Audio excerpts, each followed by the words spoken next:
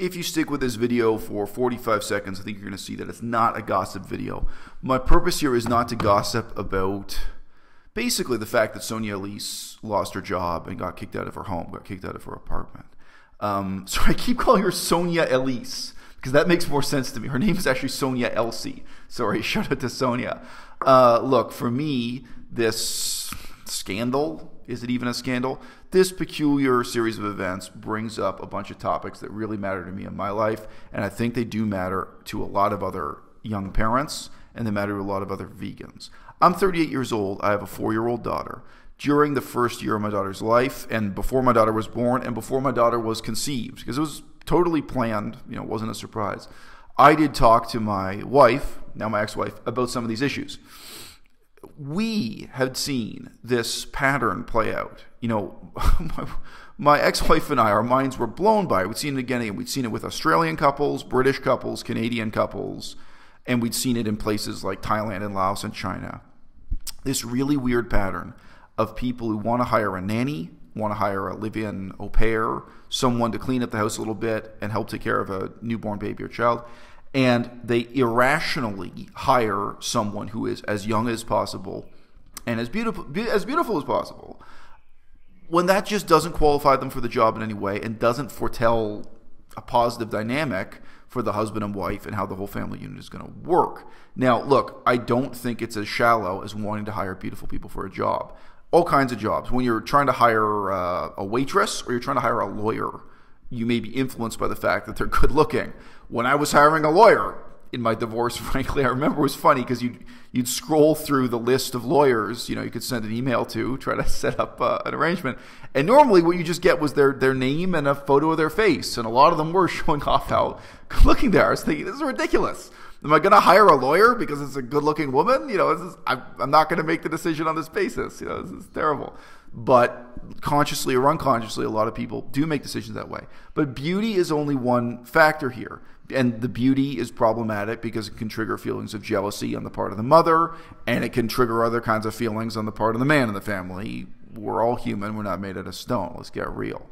You're all living in a house together, sleeping irregular hours, taking care of a newborn baby.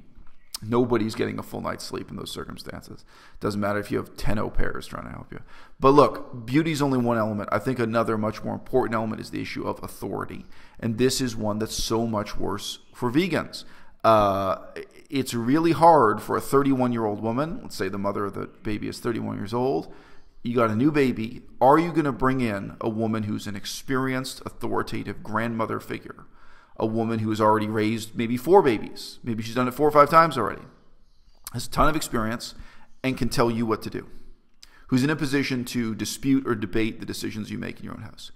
For the woman, whether she's conscious of it or not, that is a really strong reason why she might want to hire someone as young as possible and as inexperienced as possible, whether or not they're as beautiful as possible.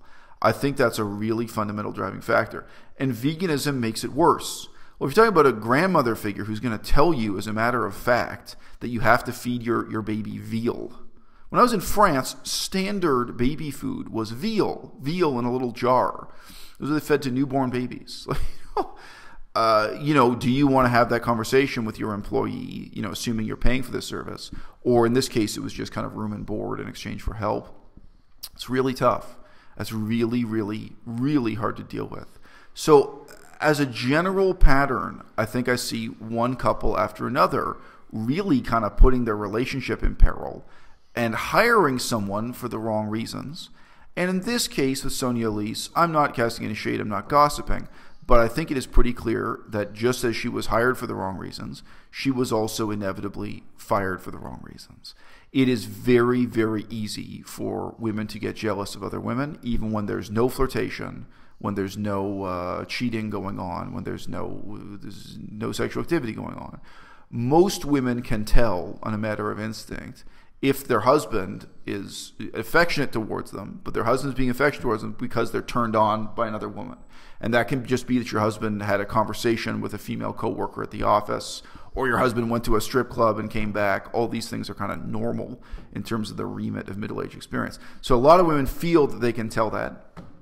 And then there are women who think they can tell that, who think they know that their man is interested or not, when they're wrong, where they're doing that as a leap of inference or as a matter of instinct. So yeah, bringing someone like that into your home and hiring them in the first place, not because they're experienced to that, not because they're capable of taking on that job, but basically for any other reason, is a formula for disaster. And it's amazing to me. Like, I think the whole nation of France is obsessed with that idea when I was in France. When I was in England, again, very, very different attitudes towards the nanny and so on. But I think it is really one of these very strange crossroads in our culture where the democratic modern values we have of equality and openness and cooperation are incompatible with an almost feudal set of values of the household servant, household slave, and how do you manage the incongruous contrast between what remains, a role that's unchanged since feudalism, and a set of social attitudes that have changed so rapidly that, for example, in my own family, with no money involved, it would have been impossible for me to employ my own grandmother, let alone someone else's grandmother, to help take care of my kids. Because my values and my assumptions about hygiene, nutrition, how the house should be run, I don't believe if my baby drops a toy on the floor, I do not pick up that toy and give it to the baby because the baby will put the toy in their mouth, right? If my baby drops a toy on the floor, I wash it, soap and water, and I wash my hands, and only after it's dried again, I give it back to the baby. I will not give a dirty toy to a baby. And that's probably not going to be your grandmother's attitude or anyone from that generation, those ideas about hygiene and hand washing. And beyond that, how do you expect someone, whether they're a 65-year-old, say a 65-year-old American, or a 42-year-old from the Philippines, a lot of these people, or from Mexico, a lot of these people are hiring their au pairs and their nannies from third world countries because of the difference in the wages and so on. The wages are simply worth more to someone who owns a house back in the Philippines or is making down payments on a house in the Philippines instead of making down payments on a house in Los Angeles. So yeah, it's a case where stark social inequality, inequality of the most intimate kind, inequality that in the past was dealt with through feudal relations of master to servant, is so hard for us to cope with because today we don't want people in our homes whom we order around like a servant. But on the other hand, most women are not really comfortable with having someone in the house who can debate what is best for the child as an equal.